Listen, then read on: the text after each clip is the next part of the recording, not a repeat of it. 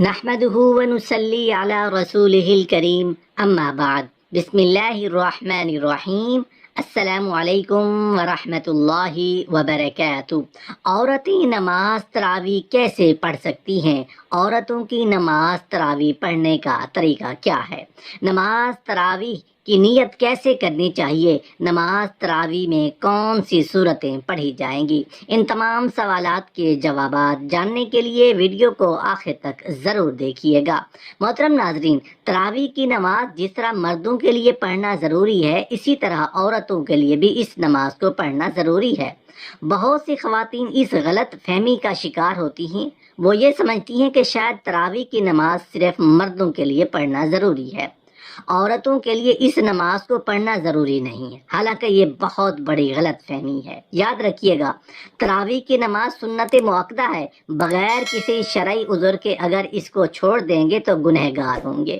مرد بھی پڑھیں گے اور عورتوں کے لیے بھی اس نماز کو پڑھنا ضروری ہے۔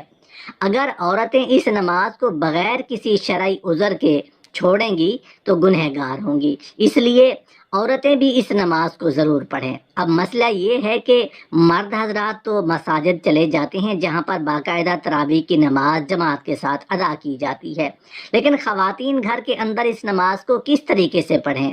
اس نماز کے پڑھنے کا طریقہ کیا ہے؟ اس نماز کی نیت کیسے کریں گے؟ اس نماز میں کون کون سی صورتیں پڑھی جائیں گی؟ محترم ناظرین، سب سے پہلے تو ہم عشاء کے 4 فرض پڑھیں گے۔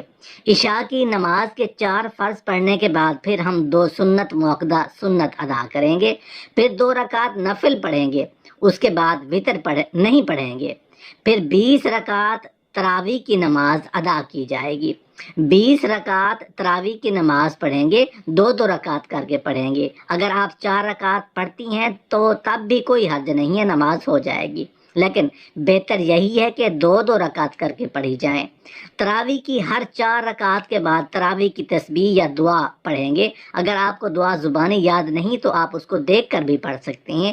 20 رکعت اسی طرح سے مکمل ہوں گی۔ 20 رکعت تراویح کی نماز پڑھنے کے بعد پھر وتر پڑھیں گے، پھر 2 نفل پڑھیں گے۔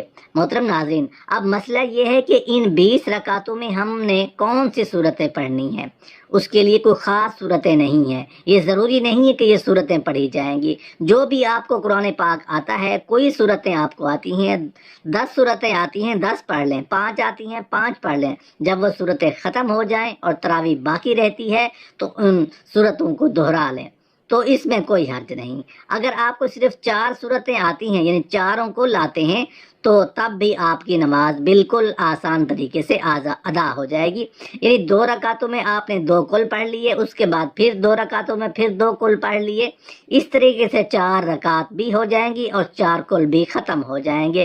پھر دوبارہ سے ان کو دہرا لیں، لیکن ترتیب کا خاص خیال رکھنا ہے کہ پہلے والی بعد میں نہیں پڑھنی چاہیے اور بعد والی صورت پہلے نہیں پڑھنی چاہیے، اس طریقے سے نہیں کرنا چاہیے۔ پہلے اس کو پہلی رکعت میں پڑھ لیں، جو بعد میں آ رہی ہے اس کو بعد میں دوسری رکعت میں پڑھ لیں۔ یہ تراویح کی نماز ادا کرنے کا صحیح طریقہ کار ہے۔ محترم ناظرین، نماز تراویح کی نیت کیسے کی جائے؟ نیت کہتے ہیں دل کے پختہ ارادے کو۔ زبان سے نیت کرنا کوئی ضروری نہیں ہے، کوئی لازم نہیں ہے، کوئی شرط نہیں ہے۔ دل کے اندر جو آپ کا ارادہ ہے، آپ کھڑی ہوئی ہیں، آپ نے دل کے اندر ارادہ کیا ہے کہ میں 2 رکعت تراویح کی نماز پڑھتی ہوں، بس یہی نیت ہو گئی۔ اس کے علاوہ کوئی زبان سے نیت کرنا یہ کوئی ضروری نہیں ہے، لیکن علماء بیان فرماتے ہیں کہ زبان سے نیت کرنا یہ مستحب ہے۔ اگر آپ زبان سے نیت کریں تو اسی طرح بھی کر سکتے ہیں کہ میں نیت کرتی ہوں 2 رکعت نماز تراویح واسطے اللہ تبارک و تعالیٰ کے، منہ میرا کعبہ شریف کے جانب، اللہ اکبر۔